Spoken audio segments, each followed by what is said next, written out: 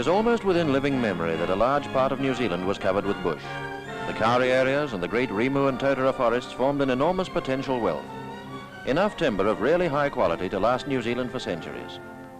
But forests would not clothe and feed a nation in those days. Trees in their thousands had to be sacrificed. Some of the wood was used to build our homesteads and our towns and cities.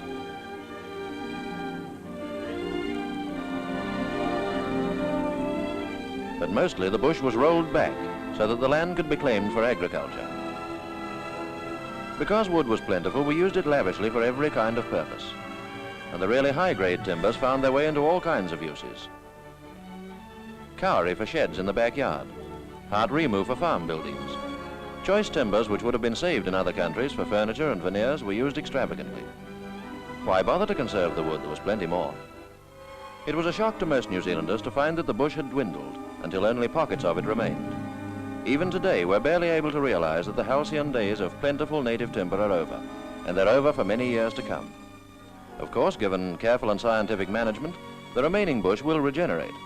The young totaras and rimus will grow again to maturity, but it will take a long time. 400 years before these are mature timber trees. Now here's a striking comparison. A 10-year-old pine flanked by rimus of the same age. If our native trees grow slowly, there are others that grow phenomenally fast in New Zealand. These pine trees regenerate with extraordinary ease too. Something like 6 billion seedlings have followed the taupo fires of 3 or 4 years ago, reclothing the burnt areas. It was this vigor of growth that caused the State Forest Service and other forestry enterprises to plant mostly pine trees in their great exotic forests. They realized that the pine timber would be a lower grade wood than our native timbers. But it is, after all, the timber most commonly used throughout Europe and North America for all building purposes. Given proper treatment and handled in the correct way, this pine wood is proving itself not only satisfactory for New Zealand requirements, but versatile as well. Most of these forests have been hand-planted over the last 30 years. Here, timber is calculated on an astronomical scale. Altogether, 400 million trees are maturing in the forests of Waka, Kaingaroa, Putaruru, Nelson, Hanma. Kaingaroa is the biggest man-made forest in the world, and its annual growth alone would build a new city the size of Dunedin every year. These forests have a dual role ahead of them. Timber, of course, the basic use of wood, and paper pulp, a coming big industry for New Zealand. Already for a number of years, the cardboard mill at Wakatani has been pioneering the use of homegrown pine wood for pulp, and various plans are underway to make newsprint and other papers in New Zealand. The process consists in grinding the logs into pulp and in spreading this out into thin, continuous sheets.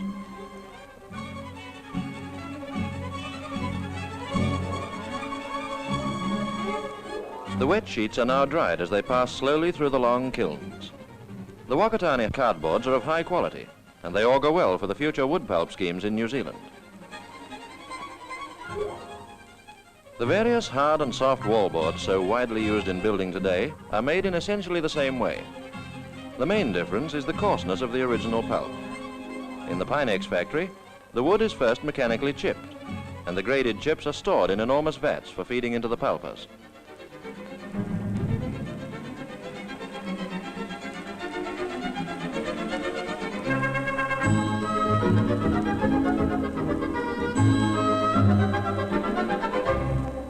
At various stages of the process, the texture of the pulp is tested. The slightest variation would affect the quality of the finished board. Chemicals are added and the pulp starts down the rollers, the wet mat packing onto felts in the same way as the paper pulp.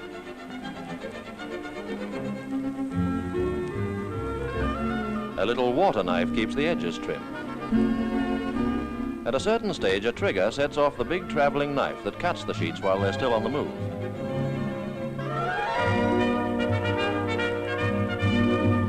After a passage through the dryers, the boards are ready for packing. This type of board is becoming increasingly popular in New Zealand.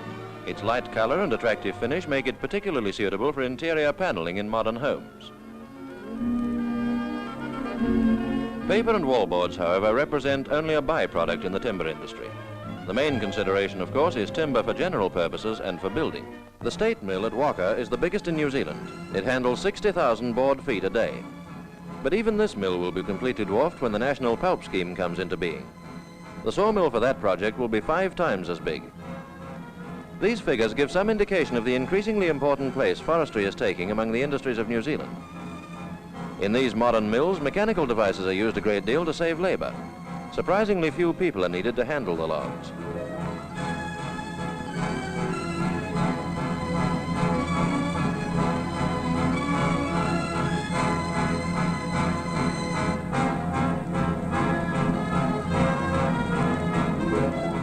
This mill uses the Swedish type of gang saw, which cuts 12 planks at a time.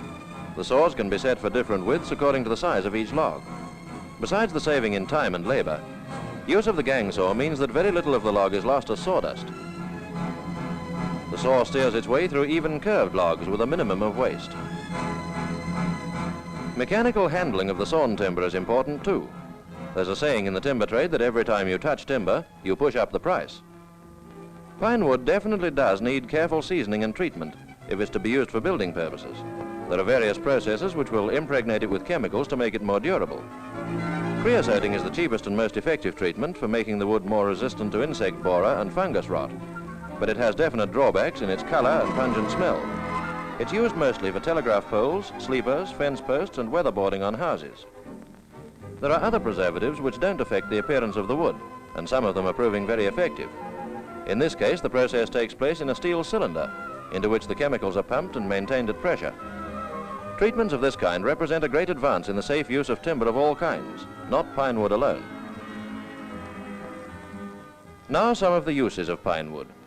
They range from the very temporary, such as packing cases, to quite permanent structures. Pit props fall into the temporary category.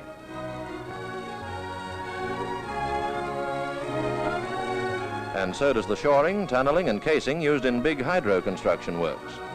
These structures only have to last throughout the building operations and then they're knocked away. The same applies to the temporary decking and casing used in the construction of bridges. In contrast to these uses, there's the pontoon landing stage at Mechanics Bay. Here is a permanent use of pine wood under very exacting service conditions. But of course, by far the greatest proportion of pine timber is reserved for building purposes, and each year more and more pine houses are going up. These houses are entirely satisfactory, provided we recognize the limitation of this type of timber. It is eminently suitable for the framing of a house. When it is correctly dried and graded, it's quite satisfactory for subfloor timber. With careful selection in addition, it's good for weatherboarding and for flooring. These, after all, are the main items in a house. But it is not suitable for joinery, such as door and window frames, and these are usually made of more workable woods. New Zealand is traditionally a wood-conscious country. Our houses will probably always be built of wood. Most of us bitterly regret the passing of the bush and the loss of the good native timbers. We have no hope of measuring up to the high timber standards we've set ourselves in the past, but there's no reason why our homes should be less attractive or durable. As our population increases and new settlements and towns spring up all over the country, we have reason to congratulate ourselves that we have such immense reserves of this useful, all-purpose pine wood. Enough to meet all our general requirements for centuries to come, and enough over to build up a new and substantial export trade in timber.